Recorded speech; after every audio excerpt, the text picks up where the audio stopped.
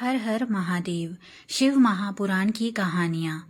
शिव महापुराण हिंदू धर्म के प्रमुख 18 पुराणों में से एक है, जो भगवान शिव के जीवन, उनके अवतारों, लीलाओं, भक्ति और भक्तों की कहानियों को दर्शाता है।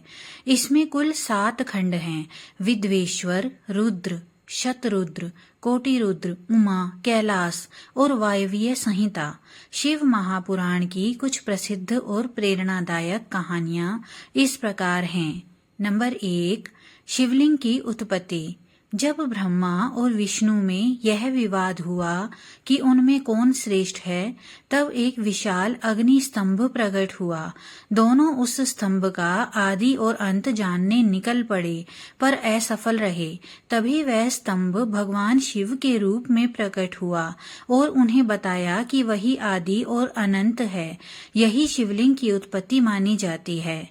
नंबर 2, सती और दक्ष यज्ञ। सती शिव की पहली पत्नी राजा दक्ष की पुत्री थी। एक बार दक्ष ने एक यज्ञ का आयोजित किया और भगवान शिव को आमंत्रित नहीं किया। सती वहां बिना बुलाए गई, जहां उनके पति का अपमान होते हुए देखा। क्रोधित और व्यथित होकर सती ने यज्ञ में ही अपने प्राण त्याग दिए। इससे क्रोधित होकर शिव ने वीरभद्र को उत्पन्न किया, जिसने यज्ञ को विध्वस्त कर दिया। नंबर 3, पार्वती का तप। सती के देह त्याग के बाद भगवान शिव तप में लीन हो गए। पार्वती हिमालय की पुत्री शिव को पाने के लिए कठोर तप करती हैं। उनके तप से प्रसन्न होकर शिव उनसे विवाह करते हैं। यह विवाह पूरे ब्रह्मांड में दिव्य उत्सव के रूप में मनाया गया। नंबर 4, अमर कथा और पवित्र अमरनाथ गुफा। शिव माता पार्वती को अमरत्व का रहस्य सुनाने के लिए अमरनाथ की गुफा ले जाते हैं।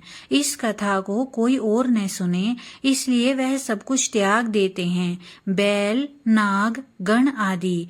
लेकिन एक कबूतर का जोड़ा यह कथा सुन लेता है और अमर हो जाता है। आज भी अमरनाथ गुफा इस कथा का प्रतीक है। नंबर 5, रावण और शिव। लंका के राजा रावण भगवान शिव के परम भक्त थे। उन्होंने कैलाश पर्वत को उठाने का प्रयास किया। शिव ने अपने अंगूठे से उसे दबा दिया, जिससे रावण का हाथ दब गया।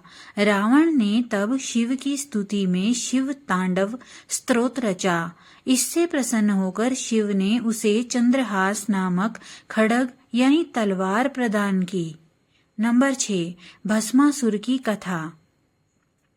भस्मासुर ने शिव से वरदान प्राप्त किया कि वह जिसके सिर पर हाथ रखे वह भस्म हो जाए।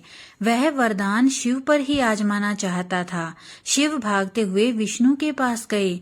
विष्णु ने मोहिनी रूप में आकर भस्मासुर को नाचने में लगा दिया और चालाकी से उसे अपने सिर पर हाथ रखवा दिया, जिससे वह स्वयं भस्म हो गया।